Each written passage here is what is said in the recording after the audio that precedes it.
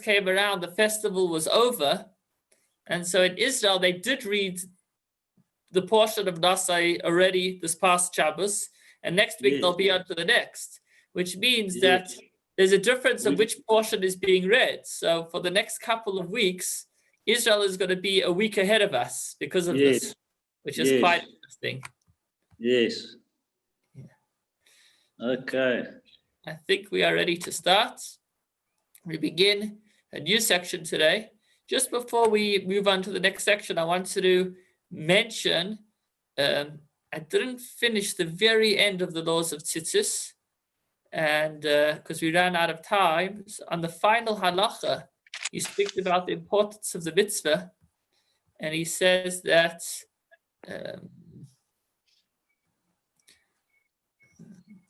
sorry, Rabbi, is it just you and I in the session? No, a few have joined us since. Oh, okay, sorry. No problem. Okay. He concludes with, great is the punishment of one who negates the mitzvah of tzitzis, and one who is scrupulous in this mitzvah will be worthy to behold the divine presence. When he says over here, great is the punishment of one who negates the mitzvah, he means somebody who wears a four-cornered garment without tzitzis. So that's very problematic. But somebody who is careful to wear those tzitzis is worthy to behold the divine presence, meaning they're worthy of being able to see Hashem, godliness, which is a tremendous reward. So that concludes the laws of tzitzis. And now we move on to the laws of tefillin. And before we proceed, we could just see where we've been. So we're up to section number 10 in the Kitzur Shulchan Aruch. Once again, the text is on our website, thejti.com/live. We spoke about how a Jew wakes up, how he washes his hands, how he gets dressed, uses the washroom. He ensures there's a clean environment. He makes morning blessings to thank Hashem for all that Hashem has given him. And he treats Hashem's name with the highest level of respect, never using it inappropriately or in vain. We spoke about how davening comes first, how a person should not do anything before davening. And then we spoke a little while about tzitzis. There was quite a lot over there, a few classes. And now we move on to the laws of tefillin, where there's also, again, a lot to be learned. The mitzvah of tefillin is also a very precious mitzvah. For the entire Torah is similar to tefillin, meaning tefillin represents the entire Torah, or it's equated with the entire Torah. As the verse says, in order that the Torah of Hashem be in your mouth, and someone who does not put on tefillin is reckoned among the transgressors of Israel who sin with their bodies. So what he means over here is that as opposed to the previous mitzvah, the tzitzis, which is, it's not an obligation on the body to have tzitzis, rather it's an obligation on the garments to have, on the four-cornered garment to have tzitzis. But when it comes to tefillin, it's actually a requirement that's incumbent on the person.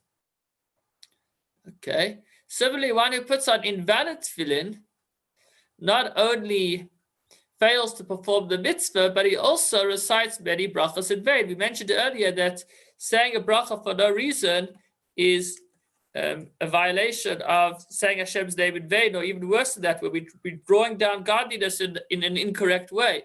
Now, if a person's tefillin are not kosher, and when he puts them on, he makes a bracha, then not only is he losing out on the mitzvah of tefillin, but he is actually mentioning Hashem's name in vain. Therefore, you should be careful to purchase tefillin from an expert, a God-fearing scribe. Now, why does he mention God-fearing? Because there are certain laws in the making of tefillin, in the writing of tefillin, which no detective will ever be able to ascertain whether they were done correctly. For example, if the scribe wrote a letter out of order, he skipped a letter and he went back and he wrote it, so the tefillin are no longer kosher because the Torah says they have to be written in order. Now, nobody will ever be able to know that. If you look at the tefillin, you'll never be able to see which letter was written first. That's why it's very important that the scribe is not just good at the job, but he's God-fearing, meaning that he holds himself accountable to God. because that's the only way that we can ensure that he will make the tefillin correctly. Similarly, the tefillin straps should be purchased from a trustworthy person. Usually people buy them together today, but it is possible to replace one or the other to be sure that the leather was processed for the sake of tefillin. Again, a necessary requirement to the making of tefillin, that everything should be done for the purpose of the mitzvah. You can't just take your belt and then just cut it thin and then put that through your tefillin, because that wasn't done for the purpose of the mitzvah. And they need to come from a kosher animal. A cow, an animal that chews the cud and has split hooves. However, among our many sins is the temptation to purchase tefillin and tefillin straps from anyone who sells them cheaply, even though these tefillin are invalid. Even today, it's unfortunate where if you're going to go to the lowest price you could pay for tefillin, there is a very high likelihood that the tefillin are actually not kosher. So therefore, he says, every God-fearing person should consider this. When I say the lowest range, obviously there's certain stores or scribes that won't sell the lowest range. But if we're looking for the cheapest, then we're in for a problem. Every God-fearing person should consider this. If he is concerned to select proper material for his clothing, his utensils, then certainly he should not economize and worry about the cost when buying articles to serve Hashem. If you were buying a car, you certainly wouldn't buy the cheapest one available, because then you know you're in for tzaros. So when it comes to your other articles, your clothes, your vehicles, you make sure that you spend the right money to get a good quality product. Then you should therefore be careful to purchase only those tefillin that are definitely kosher, even though they cost more. You should take care that they are always in proper order. So now he's moving on to the next point. He started by saying that it's the importance of the mitzvah, how it's equated to the whole Torah. He spoke about how the tefillin need to be kosher, high quality tefillin, and now we move on to maintenance. So it means that one needs to constantly check his tefillin that they're not getting worn out. You should check that the batim, meaning the boxes and straps, are always black. With time, the color goes away and they need to be touched up. He says you should smear the straps with oil regularly to ensure their blackness. So nowadays you could actually buy a little container of tefillin paint from a scribe, which you could use to touch up your tefillin. Really, it's any ink would work, provided that it comes from a kosher animal. If the tefillin were damaged, even slightly, or if the stitches tore, you should immediately consult a rabbinic expert to determine their validity. You should be especially careful regarding the corners of the tefillin, especially the head tefillin, which can get knocked around more easily, because they frequently rub against objects which cause dents, making them invalid, because they have to be perfectly square and intact. Also very frequently when tefillin become old, the separation appears in the upper height of the shalrosh, making it invalid, meaning that the skins can sometimes begin to separate. When you look at a tefillin, it looks like a piece of wood or a piece of plastic. It looks like it's hard and strong. One doesn't realize that it's all skin. It's just leather. It's leather that's been molded to look like a solid box. But after all, it is just the hide of an animal, and therefore it is fragile. You should be greatly concerned about all of these matters. All who are careful in the observance of the mitzvah of tefillin and treat them with sanctity, not speaking of trivial or secular matters when wearing them, will have his days lengthened, moving on to the reward, and is assured of a share in the world to come. As the verse says, Hashem is upon them, referring to the Jewish people. We're saying Hashem is upon the Jewish people. How is Hashem upon the Jewish people? Because we carry Hashem on our head when we put on tefillin. The tefillin have the first letter of Hashem's name spelled even on the outside of the box, one of Hashem's names, which is a shin. And they shall live, the verse continues, in all these things will my spirit live, and you will give me health and give me life. So we see that the Torah says by having the name of Hashem upon us, meaning by wearing tefillin, Hashem assures us to be given health and life, especially in this area where we're all worried about our health and such matters. It's an appropriate time to ensure that our tefillin are in top-notch form. The word tefillin means a judgment or admonition, and therefore the lamed has a dot. Okay, this is a little grammatical. So really it would be tefillin, but we emphasize tefillin because the one lamed or L replaces two. But the point that he's saying is that the word tefillin also means testimony. And by wearing tefillin, it's living testament to the divine presence dwelling amongst us. As the verse says, all the peoples of the earth shall see that the name of Hashem is called upon you, which our sages explain. This refers to the head tefillin, upon which is formed the letter shin of Hashem's name, Shakai, and therefore you should not cover the shalrosh completely with a talus. So part of the concept of tefillin is that they are seen. And therefore, the head tefillin shouldn't be completely covered. So the hand tefillin often comes with a little plastic protective box on top of it to give it some added protection from being knocked around. The head tefillin does not have any protection because it has to be seen. So if you were to cover it, then that would be counterproductive. It's worth mentioning over here that just before the 6-Day War, the Lubavitcher Rebbe launched a tefillin campaign where Hasidim were going to all Israelis and all soldiers to the front lines and helping them put on tefillin. And the Rebbe kept quoting this particular verse, that the nations of the world will see that the name of Hashem is upon you and they will fear you. That's the end of the verse, and they will fear you.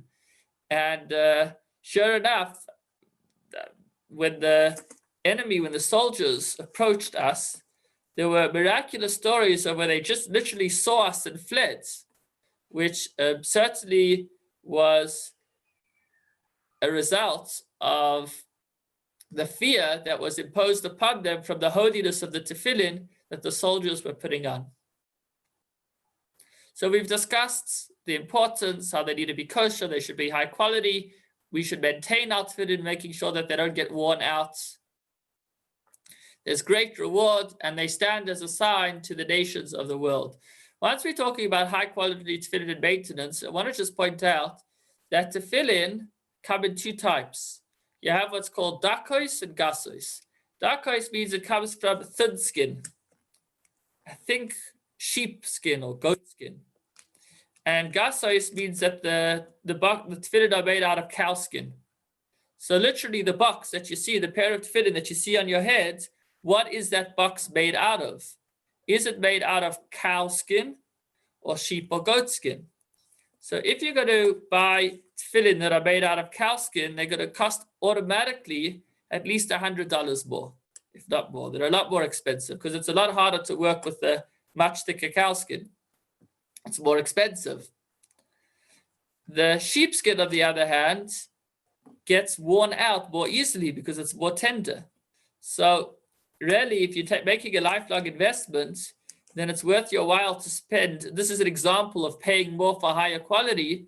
So it's worth spending more because that way the leather will actually hold for longer because it's a thicker leather. So although when they're brand new, they all look the same, but it's literally made of a different material. It's like literally buying two products and one's made of one material and one another, where right now they both work. But if you want to know what's going to be a little bit down the line, then you got to look at the quality. So that's an example of spending more money in order to get higher quality. There are other equations involved as well. Ideally, the whole box should be made out of one large piece of skin. It's quite fascinating how they do it. They can have these blocks and they kind of clamp it onto the boxes and mold it. It's a whole long process.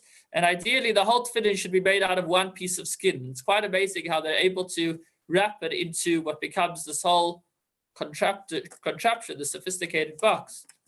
Second best is to stick a few pieces of leather together. That would be another difference between the price that you pay for tefillin. If you pay for the bottom of the range, then it means that it's a few pieces of leather that have been stuck together, which is also kosher, but it's not preferable, it's not ideal. If you're paying more, it means that they've gone through the efforts to have your whole tefillin shaped and molded out of one single piece of skin. Okay, now, so that's as far as the objects are concerned, the actual tefillin, the actual boxes, the actual straps. Now let's talk about putting them on. So the time for putting on the tefillin in the morning begins from the time when you're able to see and recognize a neighbor with whom you are slightly familiar at a distance of 4 amos. So we will, when we come to the laws of davening, we will mention that ideally a person should daven the Amidah at the point of sunrise.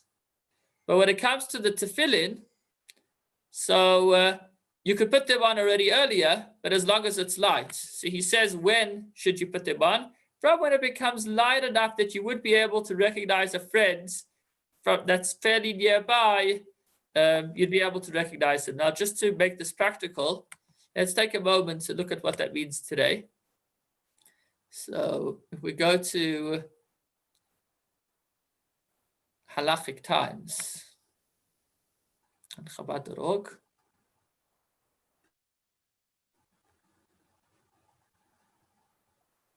Okay, so here we see. So sunrise this morning was at 6:48. And then just before that, it says the earliest talis and tefillin. And he has in brackets Bisha Yakir. Bisha Yakir in Hebrew means from the time you could recognize. So we see that the earliest time you could put on tefillin is about 40 minutes, 44 minutes before sunrise, which is about half an hour after it just begins to get light. So that's the time frame. Just for today, the earliest time you could have put on tefillin this morning, or probably tomorrow morning, would be a little after 6. Okay, back to the text.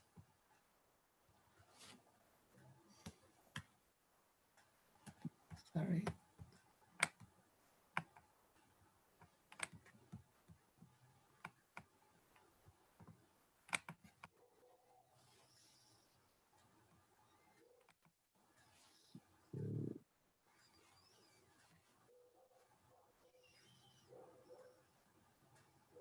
The tefillin should be put on after you put on the talis. And the reason for this precedence of the tzitzis over tefillin mean, why do we first put on the talis and then put on the tefillin? He says because the talis is put on how many days a week? 7. The tefillin are put on 6 days a week because we wear a talis on Shabbos, but we don't wear tefillin on Shabbos. Why don't we wear tefillin on Shabbos? Because the tefillin stand as a sign, a holy sign that we have from Hashem, and Shabbos acts as that sign. So since we have the sign of Shabbos and Yom Tov, we don't need to put on the tefillin. So since the talis is put on more frequently, therefore it comes first. So first we put on the talis, and then we put on the tefillin.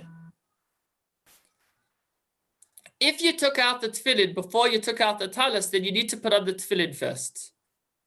Why? Because there's a principle that you shouldn't pass over a mitzvah. It's kind of a bit of a disgrace to the mitzvah if you were to take out the tefillin and then to put them back down. So therefore, the way you have them packed away, you should have the talis on top and the tefillin underneath. That way, the first thing you take out of the bag is the talis, so you're not passing over the tefillin. And then you put on the talis, and once the talis is on, then you proceed to the tefillin. Tomorrow we'll get into more detail of exactly how you put them on, which hand, where they're positioned, etc. Thank you for joining us and wishing you a wonderful week. Thanks, Rabbi. Have a good evening. Bye-bye.